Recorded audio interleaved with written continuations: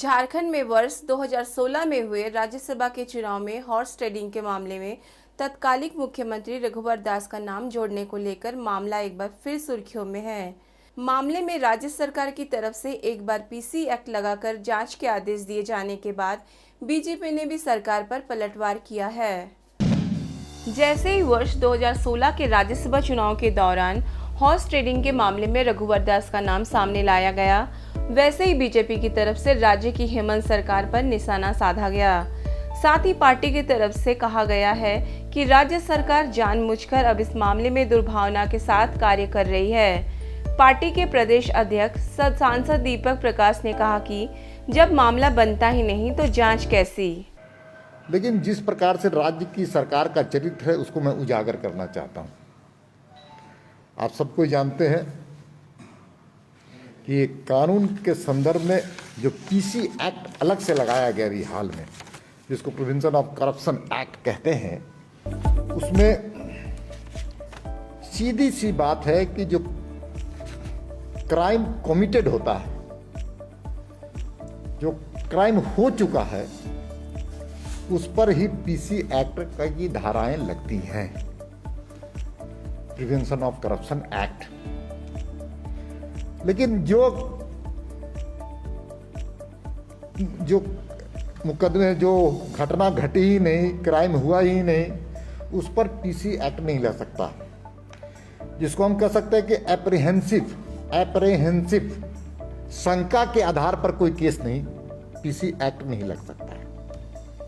और इस केस में क्राइम हुआ ही नहीं, कमिटेड क्राइम इसलिए नहीं हुआ कि निर्मला देवी जब राज्यसभा के चुनाव में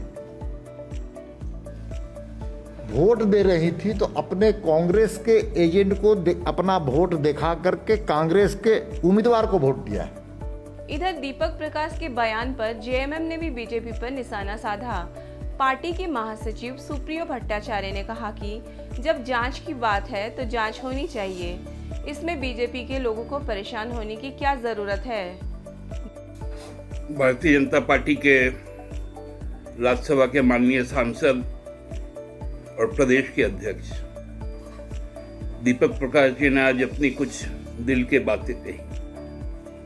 उनको तकलीफ हो गया और कुछ शब्दों का उन्होंने प्रयोग किया कि ये निकृष्ट बातें, यदि कोई अपराध 2016 में कितनी निकृष्ट सोच थी भारतीय जनता पार्टी के राज्यसभा के चुनाव के समय, उसका यदि उजागर हुआ, वो बातें यदि पब्लिक डोमेन में आई, कोर्ट में गई, चुनाव आयोग के पास गया, चुनाव आयोग के आदेश पर उस पर कार्रवाई सुनिश्चित हुई, तो वो सब चीजें निकृष्ट हो गई।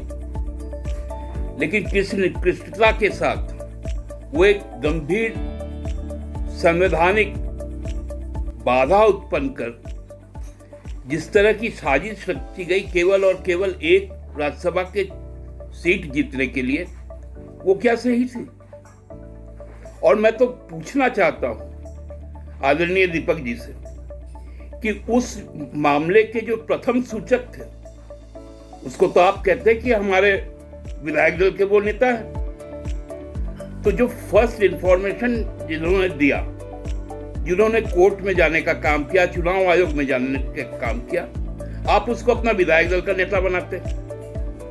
और वो विधायक दल का नेता यदि पूरी जिम्मेवारी के साथ इस बात को कहता है, तो आप उनकी भर्त्सना ना कर आप सरकार के फैसले पर उंगली उठाते।